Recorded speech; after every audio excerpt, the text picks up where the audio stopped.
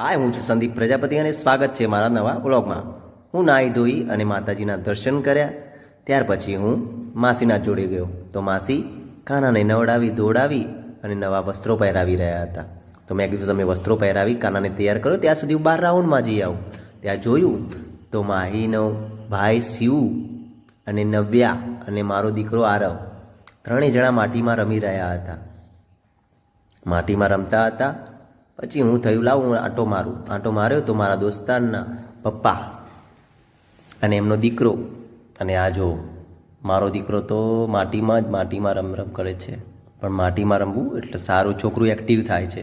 એ બીમાર હતો એટલે મેં એને માટીમાં રમવા દીધું અને રમવા જ જોઈએ। પછી હું ઘરમાં આવ્યો તો કાનો રેડી હતા, જોઈ લો મારા કાનાને। અને અમારો કાનો બીમાર પડી ગયો હતો તો અમે એને લઈને ગોકુલ હોસ્પિટલ ગોઝારિયા આવ્યા હતા। ખૂબ સરસ અને સારી છે। અને આ જો અમારો તોફાની કાનુડો બીમાર છે તો પણ છે ને, પછી એને મંદિરમાં દર્શન કર્યા ગણપતિ દાદાના। ત્યાર પછી અમે દવા લઈ સીધા સાઈ ફરસાણમાં આવી ગયા। ત્યાં સ્વાદિષ્ટ અને સ્વચ્છ અને સારું ફરસાણ અને નાસ્તો મળે છે।